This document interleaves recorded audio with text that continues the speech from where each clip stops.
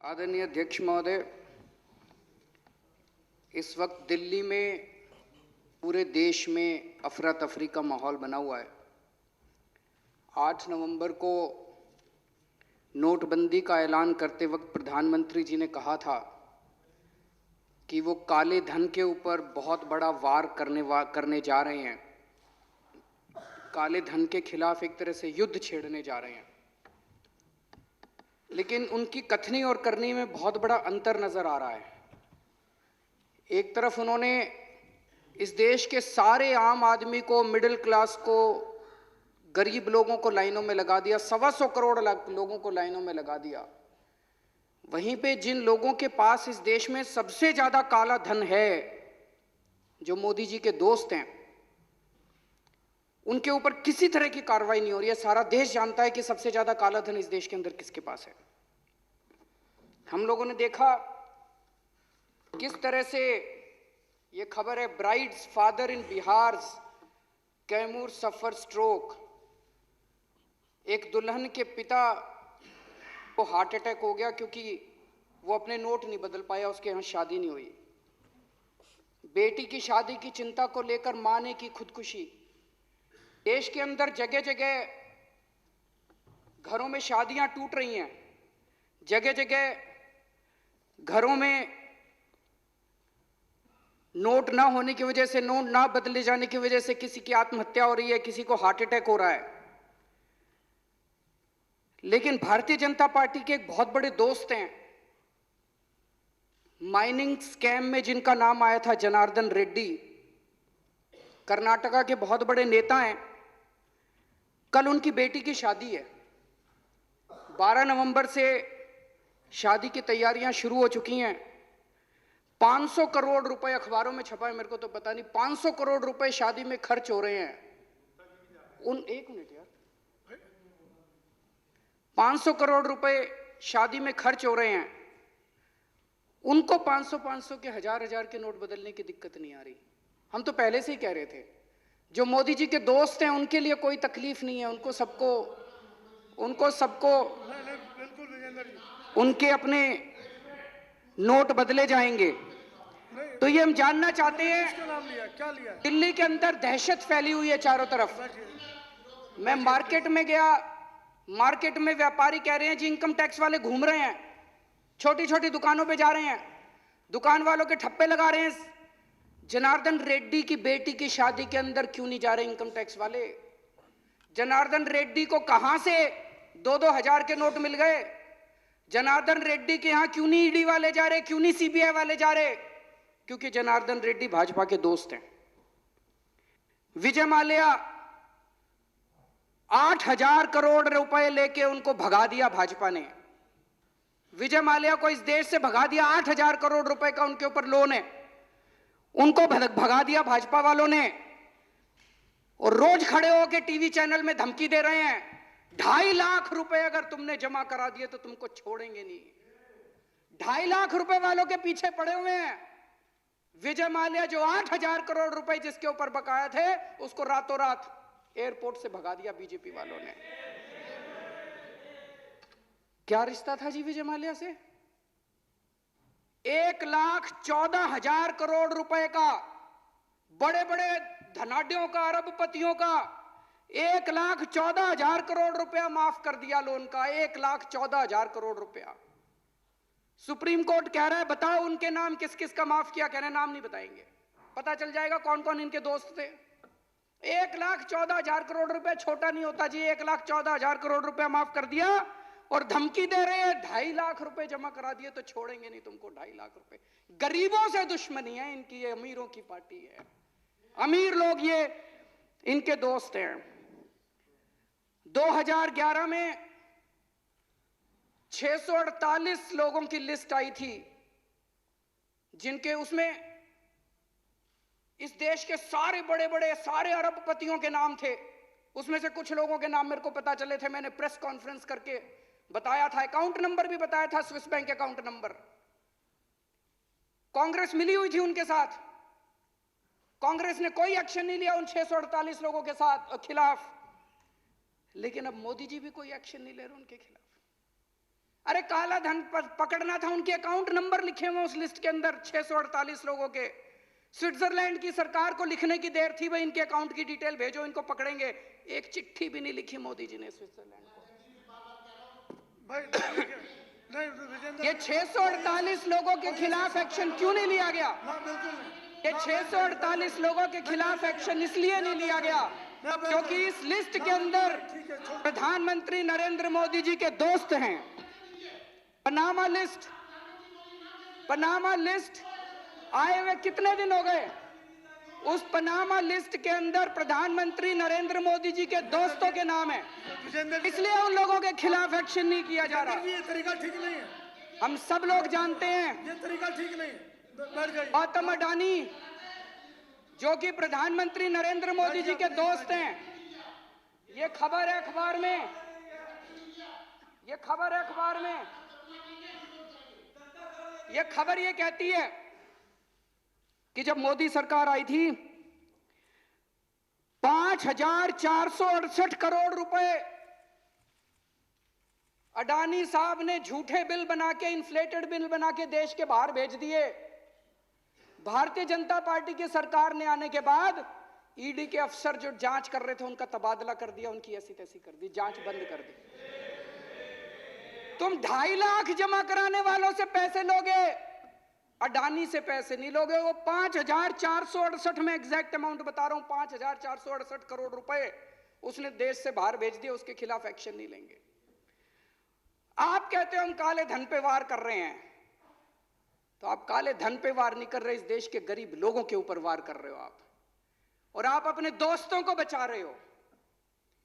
तो मन में यह प्रश्न उठता है, ये दोस्त क्या दोस्ती है? ये किस किस्म की दोस्ती है? कौन है ये दोस्त? इनके साथ मोदी जी की दोस्ती लेन देन की दोस्ती है, लेन देन की दोस्ती है। और आज मैं सबूत रखूंगा आज इस विधानसभा के अंदर। ये लोग मोदी जी को पैसा देते हैं और बदले में मोदी जी इनके खिलाफ इनकम टैक्स नहीं होने देते, नोटबंदी के पहले इन लोगों को बता देते हैं और इनका काम करवाते हैं। ये आज मैं सबूत लेके आया हूं जी।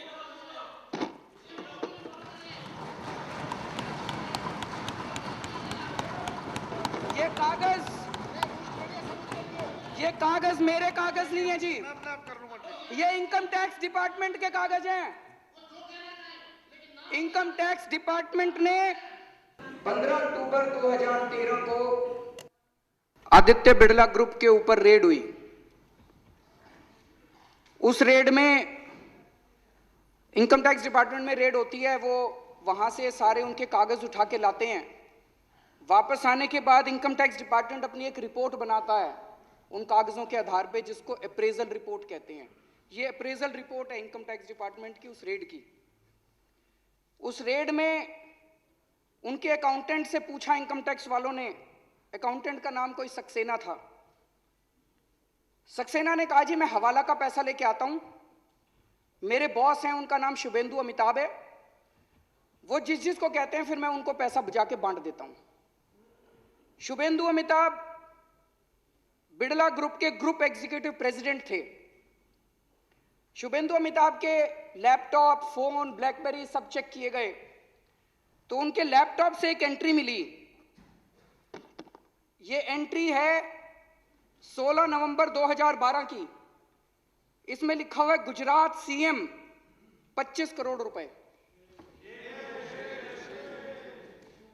गुजरात सीएम के आगे 25 करोड़ रुपए, ब्रैकेट में लिखा है 12 डन, 12 दे दिए, रेस्ट क्वेश्चन मार्क। तो शुभेंदु अमिताभ का स्टेटमेंट लिया गया, उनसे पूछा गया जी ये गुजरात सीएम का क्या मतलब है। उनका जो स्टेटमेंट है, ये स्टेटमेंट की कॉपी है जो शुभेंदु अमिताभ का स्टेटमेंट लिया गया। स्टेटमेंट में उनसे पूछा गया ये गुजरात सीएम का क्या मतलब है। गुजरात सीएम कौन था उस टाइम? नरेंद्र मोदी जी, 2012 में। तो उनसे पूछा क्या गुजरात सीएम का क्या मतलब है? बोले जी गुजरात सीएम का मतलब है गुजरात एल्कली केमिकल्स। तो उनसे पूछा गया ये गुजरात एल्कली केमिकल कैसे हो गया? सी और एम का क्या मतलब है? दूसरे क्वेश्चन में पूछा गया। तो बोला जी गुजरात एल्कली केमिकल्स। तो फिर तीसरे क्वेश्चन में उनसे पूछा गया भाई क्या आपने इसके पहले कभी गुजरात एल्कली केमिकल की शॉर्ट फॉर्म गुजरात सीएम कहीं भी अपने नोट्स में इस्तेमाल की है या इसके बाद कभी की है? कहते ना।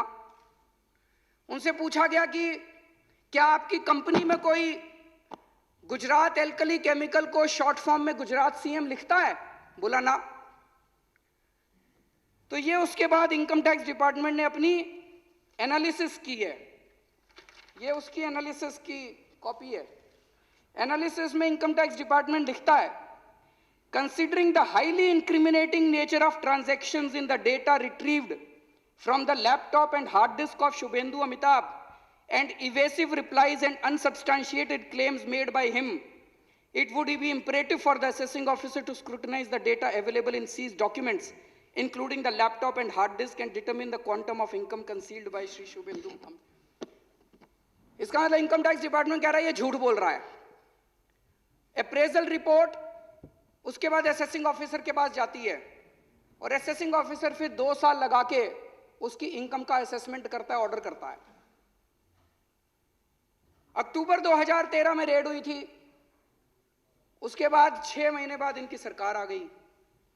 तो असेसिंग ऑफिसर की हिम्मत नहीं थी जो इसकी जांच कर सके। उसके बाद तो इसकी कोई जांच नहीं हुई उसके बाद। और अब ये केस को रफा दफा करने की कोशिश की जा रही है। सेटलमेंट कमीशन में इस केस को भेज दिया और बहुत जल्दी ये केस खत्म होने वाला है। इस केस को रफा दफा करने की कोशिश की जा रही है। एक और बड़ी मजे की बात है, इसी रिपोर्ट के अंदर बिड़ला ग्रुप के जो पेंडिंग प्रोजेक्ट हैं गुजरात सरकार में उनकी लिस्ट दी हुई है। इससे शक पैदा होता है कि आप ये पैसे ये काम करवाने के लिए दिए गए थे क्या? इसमें लिखा है levy of stamp duty matter has been taken up at the principal secretary level and through the honourable chief minister's office deputy collector stamp has been instructed from Gandhinagar not to initiate any action. मतलब कि मुख्यमंत्री दफ्तर, गुजरात के मुख्यमंत्री दफ्तर ने stamp duty ना लेने के आदेश दे दिए हैं। इनको गैस की जरूरत थी तो इसमें लिखा है गैस के लिए भी बात हो गई है। तो जो जो काम पेंडिंग थे गुजरात सरकार में उनकी सबकी लिस्ट दी हुई है। तो एक मन में यह शक होता है ये 25 करोड़ रुपए ये सारे काम करवाने के लिए पैसे दिए गए थे क्या? इसी के अंदर मोइली साहब की भी पैसे देन का लेन देन का है, जयंती नटराजन का भी पैसे का लेन देन का है। लेकिन सबसे बड़ी मजे की बात यह है ये रेड हुई थी 15 अक्टूबर 2013 को।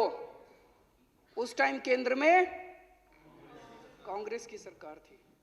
कांग्रेस की सरकार को अगर नरेंद्र मोदी जी का नाम किसी इनकम टैक्स की रेड में मिला कि उन्होंने 25 करोड़ रुपए के लेन देन का बात है तो कांग्रेस वालों ने तो पूरे देश में हंगामा मचा देना चाहिए था। तब तक ये प्रधानमंत्री कैंडिडेट अनाउंस हो चुके थे, कांग्रेस वालों ने भी कुछ नहीं बोला। तो इसका मतलब कुछ ना कुछ तो डील हुई कांग्रेस और बीजेपी वालों के अंदर। कुछ ना कुछ कांग्रेस वालों को लगा होगा कि भाई अब इनका आना तो पक्का है, इनसे डील कर लो भाई, जब तुम आओगे तो रॉबर्ट वाड्रा का ख्याल रखना। तभी रॉबर्ट वाड्रा के खिलाफ कुछ हो नहीं रहा। ये तो पक्का बता रहा हूं, नरेंद्र मोदी जी का नाम है इसके अंदर। अभी एक और इसी तरह का इंसिडेंट हुआ। अगर ये एक ही होता तो लगता कुछ गड़बड़ है।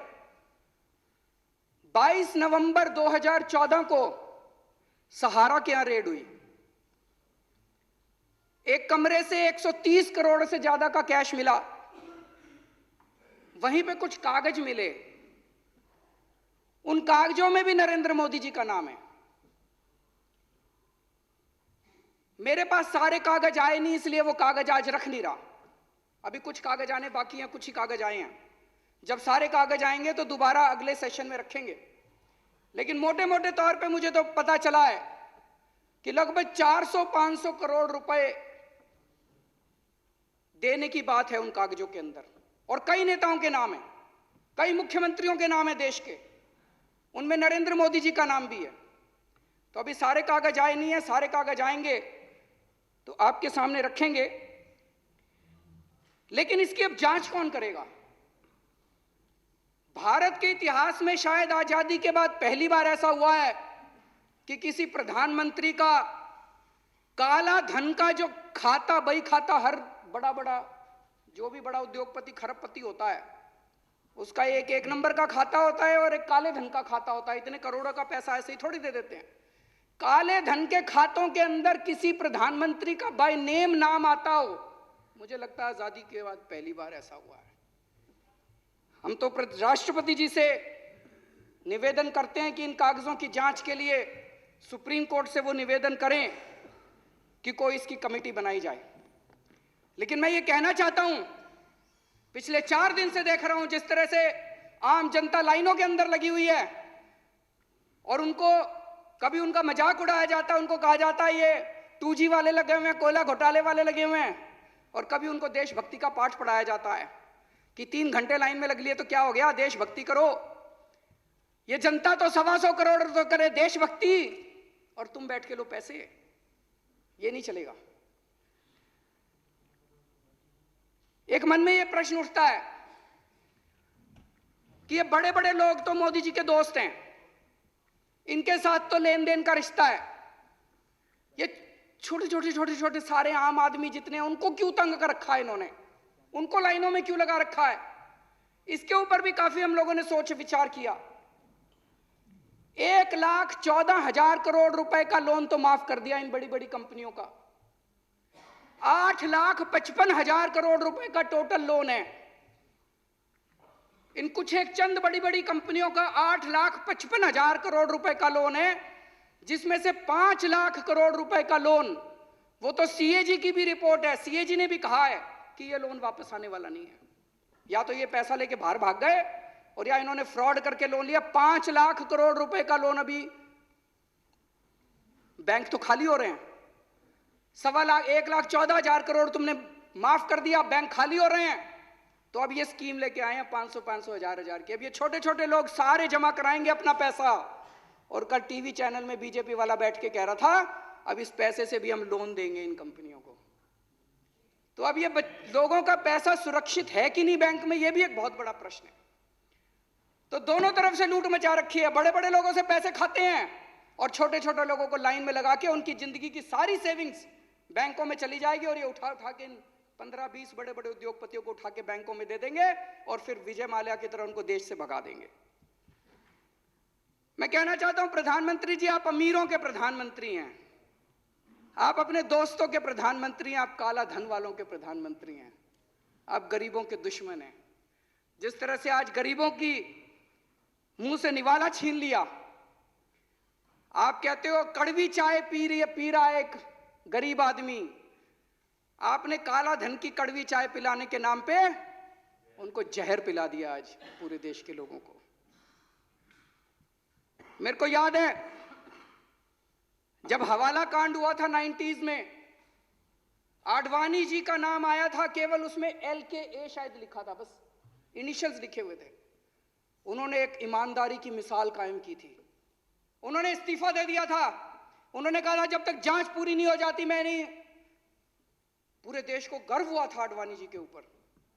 आज हम देखेंगे कि नरेंद्र मोदी जी का नाम जब इन कागजों के अंदर आया है तो क्या वो अपने वरिष्ठ नेता आडवाणी जी से कुछ सीख लेंगे कि वो इन कागजों को दरकिनार करेंगे। अंत में मैं इस सदन के माध्यम से राष्ट्रपति जी से अपील करना चाहता हूं कि इस स्कीम को तुरंत वापस लिया जाए। काला धन के खिलाफ हम भी हैं। अगर दोबारा इस स्कीम को लाना है सोच समझ के लाओ। टाइम दो जनता को, 1 महीने का, 2 महीने का टाइम दो और सारी तैयारी करके लाओ। हम आपका साथ देंगे, अच्छा काम करो, हम आपका साथ देंगे। लेकिन आज ये जो स्कीम है, अगर ये वापस नहीं ली गई, ये पूरा देश बैठ जाएगा, इस पूरे देश की अर्थव्यवस्था बैठ जाएगी। इस स्कीम को तुरंत वापस लिया जाए और राष्ट्रपति जी से निवेदन करते हैं कि ये जितने कागज हैं इनकी जांच के लिए सुप्रीम कोर्ट को लिखें ताकि सुप्रीम कोर्ट के इसके ऊपर SIT बिठा के इसकी जांच कराए। बहुत बहुत शुक्रिया। पक्का है इनसे डील कर लो भाई, जब तुम आओगे तो रॉबर्ट वाड्रा का ख्याल रखना। तभी रॉबर्ट वाड्रा के खिलाफ कुछ हो नहीं रहा, ये तो पक्का बता रहा हूं, नरेंद्र मोदी जी का नाम है इसके अंदर। अभी एक और इसी तरह का इंसिडेंट हुआ, अगर ये एक ही होता तो लगता कुछ गड़बड़ है। 22 नवंबर 2014 को सहारा के यहां रेड हुई, एक कमरे से 130 करोड़ से ज्यादा का कैश मिला, वहीं पे कुछ कागज मिले, उन कागजों में भी नरेंद्र मोदी जी का नाम है। मेरे पास सारे कागज आए नहीं, इसलिए वो कागज आज रख नहीं रहा, अभी कुछ कागज आने बाकी हैं, कुछ ही कागज आए हैं। जब सारे कागज आएंगे तो दोबारा अगले सेशन में रखेंगे। लेकिन मोटे मोटे तौर पे मुझे तो पता चला है कि लगभग 400-500 करोड़ रुपए देने की बात है उन कागजों के अंदर, और कई नेताओं के नाम है, कई मुख्यमंत्रियों के नाम है देश के, उनमें नरेंद्र मोदी जी का नाम भी है। तो अभी सारे कागज आए नहीं है, सारे कागज आएंगे तो आपके सामने रखेंगे। लेकिन इसकी अब जांच कौन करेगा? भारत के इतिहास में शायद आजादी के बाद पहली बार ऐसा हुआ है कि किसी प्रधानमंत्री का काला धन का जो खाता, बही खाता, हर बड़ा जो भी बड़ा उद्योगपति खरबपति होता है उसका एक नंबर का खाता होता है और एक काले धन का खाता होता है। इतने करोड़ों का पैसा ऐसे ही थोड़ी दे देते हैं। काले धन के खातों के अंदर किसी प्रधानमंत्री का बाय नेम नाम आता हो, मुझे लगता है आजादी के बाद पहली बार ऐसा हुआ है। हम तो राष्ट्रपति जी से निवेदन करते हैं कि इन कागजों की जांच के लिए सुप्रीम कोर्ट से वो निवेदन करें कि कोई इसकी कमेटी बनाई जाए। लेकिन मैं ये कहना चाहता हूं, पिछले 4 दिन से देख रहा हूं जिस तरह से आम जनता लाइनों के अंदर लगी हुई है, और उनको कभी उनका मजाक उड़ाया जाता है, उनको कहा जाता है ये 2G वाले लगे हुए हैं, कोयला घोटाले वाले लगे हुए हैं, और कभी उनको देशभक्ति का पाठ पढ़ाया जाता है कि 3 घंटे लाइन में लग लिए तो क्या हो गया, देशभक्ति करो। ये जनता तो 125 करोड़ तो करे देशभक्ति, और तुम बैठ के लो पैसे। ये नहीं चलेगा। एक मन में ये प्रश्न उठता है कि ये बड़े बड़े लोग तो मोदी जी के दोस्त हैं, इनके साथ तो लेन देन का रिश्ता है, ये छोटे छोटे सारे आम आदमी जितने हैं उनको क्यों तंग कर रखा है इन्होंने, उनको लाइनों में क्यों लगा रखा है? इसके ऊपर भी काफी हम लोगों ने सोच विचार किया। 1,14,000 करोड़ रुपए का लोन तो माफ कर दिया इन बड़ी बड़ी कंपनियों का। 8,55,000 करोड़ रुपए का टोटल लोन है इन कुछ एक चंद बड़ी बड़ी कंपनियों का। 8,55,000 करोड़ रुपए का लोन है, जिसमें से 5 लाख करोड़ रुपए का लोन, वो तो सीएजी की भी रिपोर्ट है, सीएजी ने भी कहा है कि ये लोन वापस आने वाला नहीं है। या तो ये पैसा लेके बाहर भाग गए और या इन्होंने फ्रॉड करके लोन लिया। 5 लाख करोड़ रुपए का लोन, अभी बैंक तो खाली हो रहे हैं। 2.25 लाख रुपए अगर तुमने जमा करा दिए तो तुमको छोड़ेंगे नहीं। 2.5 लाख रुपए वालों के पीछे पड़े हुए हैं। विजय माल्या जो 8,000 करोड़ रुपए जिसके ऊपर बकाया थे, उसको रातों रात एयरपोर्ट से भगा दिया बीजेपी वालों ने। क्या रिश्ता था जी विजय माल्या से? 1,14,000 करोड़ रुपए का, बड़े बड़े धनाढ्यों का, अरबपतियों का 1,14,000 करोड़ रुपया माफ कर दिया लोन का। 1,14,000 करोड़ रुपया। सुप्रीम कोर्ट कह रहा है बताओ उनके नाम किस किस का माफ किया। कह रहे नाम नहीं बताएंगे, पता चल जाएगा कौन कौन इनके दोस्त थे। 1,14,000 करोड़ रुपया छोटा नहीं होता जी। 1,14,000 करोड़ रुपया माफ कर दिया और धमकी दे रहे हैं 2.5 लाख रुपए जमा करा दिए तो छोड़ेंगे नहीं तुमको। 2.5 लाख रुपए। गरीबों से दुश्मनी है इनकी, ये अमीरों की पार्टी है। अमीर लोग ये इनके दोस्त हैं। 2011 में 648 लोगों की लिस्ट आई थी जिनके, उसमें इस देश के सारे बड़े बड़े सारे अरबपतियों के नाम थे। उसमें से कुछ लोगों के नाम मेरे को पता चले थे, मैंने प्रेस कॉन्फ्रेंस करके बताया था। अकाउंट नंबर भी बताया था, Swiss bank account number. Congress मिली हुई थी उनके साथ, कांग्रेस ने कोई एक्शन नहीं लिया उन 648 लोगों के साथ खिलाफ। लेकिन अब मोदी जी भी कोई एक्शन नहीं ले रहे उनके खिलाफ। अरे काला धन पकड़ना था, उनके अकाउंट नंबर लिखे हुए उस लिस्ट के अंदर 648 लोगों के। स्विट्जरलैंड की सरकार को लिखने की देर थी, भाई इनके अकाउंट की डिटेल भेजो, इनको पकड़ेंगे। एक चिट्ठी भी नहीं लिखी मोदी जी ने स्विट्जरलैंड को। भाई नहीं, ये 648 लोगों के खिलाफ एक्शन क्यों नहीं लिया गया? हाँ बिल्कुल नहीं। ये 648 लोगों के खिलाफ एक्शन इसलिए नहीं लिया गया क्योंकि इस लिस्ट के अंदर प्रधानमंत्री नरेंद्र मोदी जी के दोस्त हैं। पनामा लिस्ट आए हुए कितने दिन हो गए? उस पनामा लिस्ट के अंदर प्रधानमंत्री नरेंद्र मोदी जी के दोस्तों के नाम है, इसलिए उन लोगों के खिलाफ एक्शन नहीं किया जा रहा। ये तरीका ठीक नहीं है। हम सब लोग जानते हैं ये तरीका ठीक नहीं है। बैठ जाइए। गौतम अडानी जो कि प्रधानमंत्री नरेंद्र मोदी जी के दोस्त हैं, ये खबर है अखबार में, ये खबर ये कहती है कि जब मोदी सरकार आई थी 5,468 करोड़ रुपए अडानी साहब ने झूठे बिल बना के, इन्फ्लेटेड बिल बना के देश के बाहर भेज दिए। भारतीय जनता पार्टी की सरकार ने आने के बाद ईडी के अफसर जो जांच कर रहे थे उनका तबादला कर दिया, उनकी ऐसी तैसी कर दी, जांच बंद कर दी।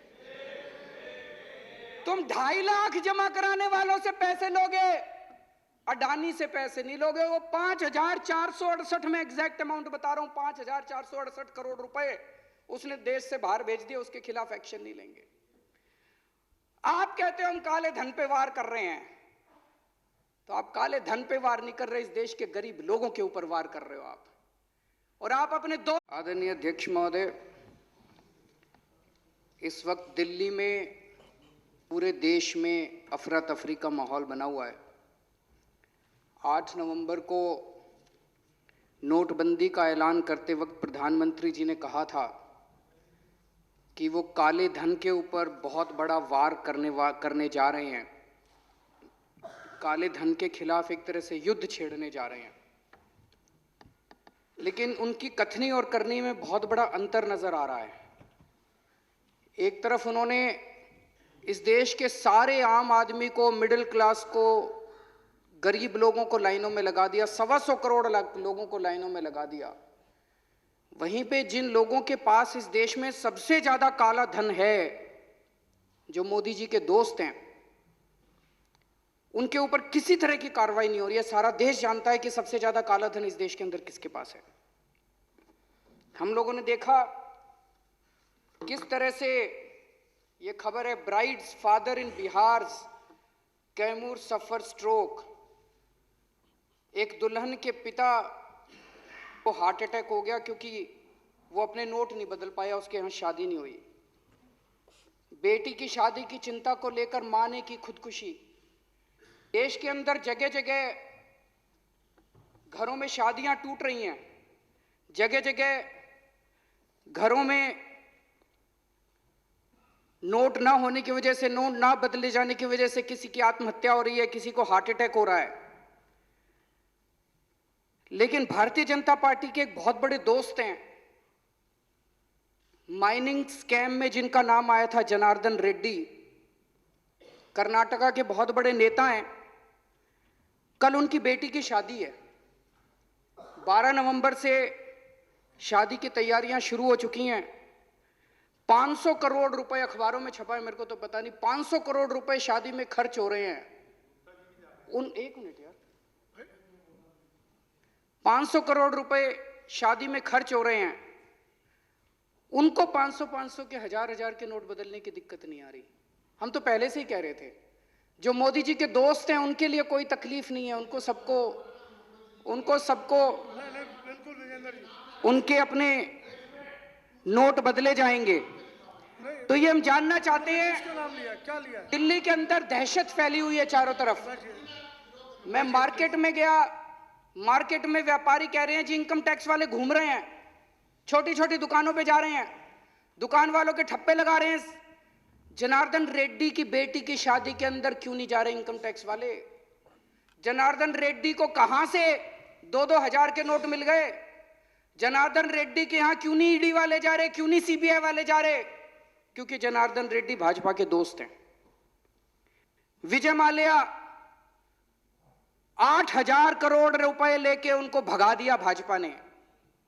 विजय माल्या को इस देश से भगा दिया, 8,000 करोड़ रुपए का उनके ऊपर लोन है, उनको भगा दिया भाजपा वालों ने। और रोज खड़े होकर टीवी चैनल में धमकी दे रहे हैं। ढाले कभी गुजरात एल्कली केमिकल की शॉर्ट फॉर्म गुजरात सीएम कहीं भी अपने नोट्स में इस्तेमाल की है या इसके बाद कभी की है? कहते ना। उनसे पूछा गया कि क्या आपकी कंपनी में कोई गुजरात एल्कली केमिकल को शॉर्ट फॉर्म में गुजरात सीएम लिखता है? बोला ना। तो ये उसके बाद इनकम टैक्स डिपार्टमेंट ने अपनी एनालिसिस की है, ये उसकी एनालिसिस की कॉपी है। एनालिसिस में इनकम टैक्स डिपार्टमेंट लिखता है, considering the highly incriminating nature of transactions in the data retrieved from the laptop and hard disk of Shubhendu Amitabh and evasive replies and unsubstantiated claims made by him, it would be imperative for the assessing officer to scrutinize the data available in seized documents, including the laptop and hard disk, and determine the quantum of income concealed by Shri Shubhendu. इसका मतलब income tax department कह रहा है ये झूठ बोल रहा है। अप्रेजल रिपोर्ट उसके बाद असेसिंग ऑफिसर के पास जाती है और असेसिंग ऑफिसर फिर 2 साल लगा के उसकी इनकम का असेसमेंट करता है, ऑर्डर करता है। अक्टूबर 2013 में रेड हुई थी, उसके बाद 6 महीने बाद इनकी सरकार आ गई, तो असेसिंग ऑफिसर की हिम्मत नहीं थी जो इसकी जांच कर सके। उसके बाद तो इसकी कोई जांच नहीं हुई उसके बाद। और अब ये केस को रफा दफा करने की कोशिश की जा रही है। सेटलमेंट कमीशन में इस केस को भेज दिया और बहुत जल्दी ये केस खत्म होने वाला है। इस केस को रफा दफा करने की कोशिश की जा रही है। एक और बड़ी मजे की बात है, इसी रिपोर्ट के अंदर बिड़ला ग्रुप के जो पेंडिंग प्रोजेक्ट हैं गुजरात सरकार में, उनकी लिस्ट दी हुई है। इससे शक पैदा होता है कि आप ये पैसे ये काम करवाने के लिए दिए गए थे क्या? इसमें लिखा है, levy of stamp duty matter has been taken up at the principal secretary level and through the honourable chief minister's office, deputy collector stamp has been instructed from Gandhinagar not to initiate any action. मतलब कि मुख्यमंत्री दफ्तर, गुजरात के मुख्यमंत्री दफ्तर ने stamp duty ना लेने के आदेश दे दिए हैं। इनको गैस की जरूरत थी तो इसमें लिखा है गैस के लिए भी बात हो गई है। तो जो जो काम पेंडिंग थे गुजरात सरकार में उनकी सबकी लिस्ट दी हुई है। तो एक मन में यह शक होता है ये 25 करोड़ रुपए ये सारे काम करवाने के लिए पैसे दिए गए थे क्या? इसी के अंदर मोइली साहब की भी पैसे देन का लेन देन का है, जयंती नटराजन का भी पैसे का लेन देन का है। लेकिन सबसे बड़ी मजे की बात यह है, ये रेड हुई थी 15 अक्टूबर 2013 को। उस टाइम केंद्र में कांग्रेस की सरकार थी। कांग्रेस की सरकार को अगर नरेंद्र मोदी जी का नाम किसी इनकम टैक्स की रेड में मिला कि उन्होंने 25 करोड़ रुपए के लेन देन का बात है, तो कांग्रेस वालों ने तो पूरे देश में हमें हंगामा मचा देना चाहिए था। तब तक ये प्रधानमंत्री कैंडिडेट अनाउंस हो चुके थे, कांग्रेस वालों ने भी कुछ नहीं बोला। तो इसका मतलब कुछ ना कुछ तो डील हुई कांग्रेस और बीजेपी वालों के अंदर। कुछ ना कुछ कांग्रेस वालों को लगा होगा कि भाई अब इनका आना तो पस्तों को बचा रहे हो। तो मन में ये प्रश्न उठता है, ये दोस्त क्या दोस्ती है? ये किस किस्म की दोस्ती है? कौन है ये दोस्त? इनके साथ मोदी जी की दोस्ती लेन देन की दोस्ती है, लेन देन की दोस्ती है। और आज मैं सबूत रखूंगा आज इस विधानसभा के अंदर। ये लोग मोदी जी को पैसा देते हैं और बदले में मोदी जी इनके खिलाफ इनकम टैक्स नहीं होने देते, नोटबंदी के पहले इन लोगों को बता देते हैं और इनका काम करवाते हैं। ये आज मैं सबूत लेके आया हूं जी।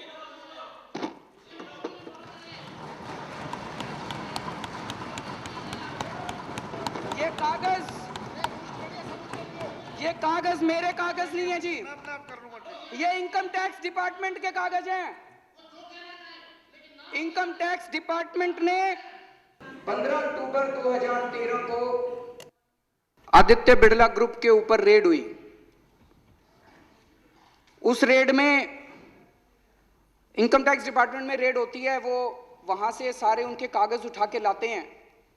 वापस आने के बाद इनकम टैक्स डिपार्टमेंट अपनी एक रिपोर्ट बनाता है उन कागजों के आधार पे, जिसको अप्रेजल रिपोर्ट कहते हैं। ये अप्रेजल रिपोर्ट है इनकम टैक्स डिपार्टमेंट की उस रेड की। उस रेड में उनके अकाउंटेंट से पूछा इनकम टैक्स वालों ने, अकाउंटेंट का नाम कोई सक्सेना था। सक्सेना ने कहा जी मैं हवाला का पैसा लेके आता हूं, मेरे बॉस हैं उनका नाम शुभेंदु अमिताभ है, वो जिस जिसको कहते हैं फिर मैं उनको पैसा जाके बांट देता हूं। शुभेंदु अमिताभ बिड़ला ग्रुप के ग्रुप एग्जीक्यूटिव प्रेसिडेंट थे। शुभेंदु अमिताभ के लैपटॉप, फोन, ब्लैकबेरी सब चेक किए गए तो उनके लैपटॉप से एक एंट्री मिली। ये एंट्री है 16 नवंबर 2012 की। इसमें लिखा हुआ है गुजरात सीएम 25 करोड़ रुपए। गुजरात सीएम के आगे 25 करोड़ रुपए, ब्रैकेट में लिखा है 12 डन, 12 दे दिए, रेस्ट क्वेश्चन मार्क। तो शुभेंदु अमिताभ का स्टेटमेंट लिया गया, उनसे पूछा गया जी ये गुजरात सीएम का क्या मतलब है। उनका जो स्टेटमेंट है, ये स्टेटमेंट की कॉपी है जो शुभेंदु अमिताभ का स्टेटमेंट लिया गया। स्टेटमेंट में उनसे पूछा गया ये गुजरात सीएम का क्या मतलब है। गुजरात सीएम कौन था उस टाइम? नरेंद्र मोदी जी 2012 में। तो उनसे पूछा गया गुजरात सीएम का क्या मतलब है। बोले जी गुजरात सीएम का मतलब है गुजरात एल्कली केमिकल्स। तो उनसे पूछा गया ये गुजरात एल्कली केमिकल कैसे हो गया, सी और एम का क्या मतलब है, दूसरे क्वेश्चन में पूछा गया। तो बोला जी गुजरात एल्कली केमिकल्स। तो फिर तीसरे क्वेश्चन में उनसे पूछा गया भाई क्या आपने इसके पहले